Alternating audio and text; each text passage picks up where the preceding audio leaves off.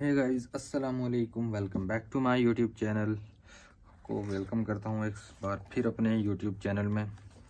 कल की क्लास हमने ख़त्म की थी अपनी नेचुरल रेडियो एक्टिविटी पर।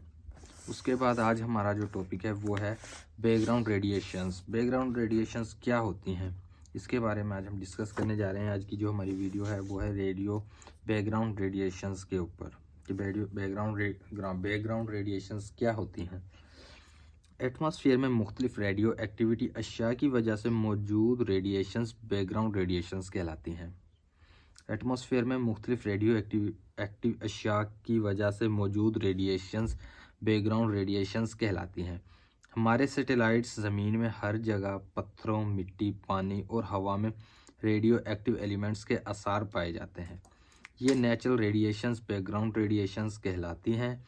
इसका माहौल हमारे माहौल में इतना ही हिस्सा है जितना सूरज की रोशनी और बारिश का। खुशकिस्मती से हमारे जिस्म इन रेडिएशंस को बर्दाश्त कर सकता है। ताहम जहाँ रेडिएशंस की तादाद बहुत ज़्यादा होती है वहाँ यह सेहत के लिए नुकसानदेह हो सकती हैं। ज़मीन और इस पर बसने वाले तमाम जानदार चीज़ें बैरूनी खला से भी रेडिएशंस हासिल करती हैं। इन रेडिएशंस को कॉस्मिक रेडिएशंस भी कहते हैं, जो इब्तदाई तौर पर प्रोटॉन्स, इलेक्ट्रॉन्स, अल्फ़ा पार्टिकल्स और बड़े न्यूक्लाई पर मुश्तमिल होती हैं। कॉस्मिक रेडिएशंस जब एटमॉस्फेयर में मौजूद एटम्स से टकराती हैं तो सेकेंडरी रेडिएशंस पैदा होती हैं। इन सेकेंडरी रेडिएशंस में एक्स-रेज, प्रोटॉन्स, म्यून्स, अल्फ़ा पार्टिकल्स और इलेक्ट्रॉन्स और न्यूट्रॉन्स शामिल हैं। इसके बाद हमारे पास आ जाता है न्यूक्लियर ट्रांसमुटेशन के न्यूक्लियर ट्रांसमुटेशन क्या है। ये देखें कि हम पहले पढ़ चुके हैं कि नेचुरल रेडियो एक्टिविटी के दौरान गैर क़याम पजीर रेडियो एक्टिव एलिमेंट्स टूट कर क़याम पजीर एलिमेंट्स में तब्दील हो जाते हैं।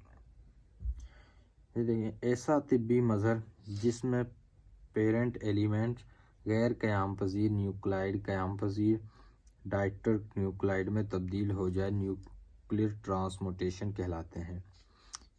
ऐसा तिब्बी मज़हर जिसमें पेरेंट एलिमेंट्स गैर क़याम पजीर न्यूक्लाइड क़याम पजीर डाटर न्यूक्लाइड में तब्दील हो जाए न्यूक्लियर ट्रांसमुटेशन कहलाते हैं। अब हम एक न्यूक्लियर रिएक्शंस की मसावात के ज़रिए रेडियो एक्टिविटी के मज़हर को बयान करते हैं, जिसमें गैर क़याम पजीर parents nuclide X alpha particles, beta particles या गैमा रेडिएशंस खारिज करते हैं। डाइटर न्यूक्लाइड वाई में तब्दील हो जाता है। यहाँ पे इन्होंने एक जनरल मसावात भी दी है कि अल्फ़ा डी की जो जनरल मसावात है ये आप देख सकते हैं कि X A Z, Y A Z A four, H E 42 plus energy, parents daughter particle alpha nuclide.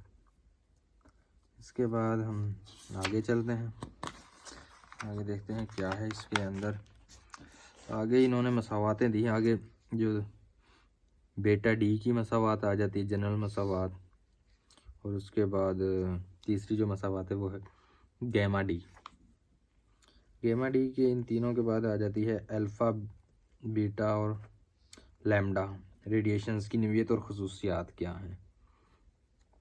Alpha particles दरअसल हीलियम के न्यूक्लाई हैं जो 2 प्रोटॉन्स और न्यूट्रॉन्स पर मुश्तमिल होते हैं।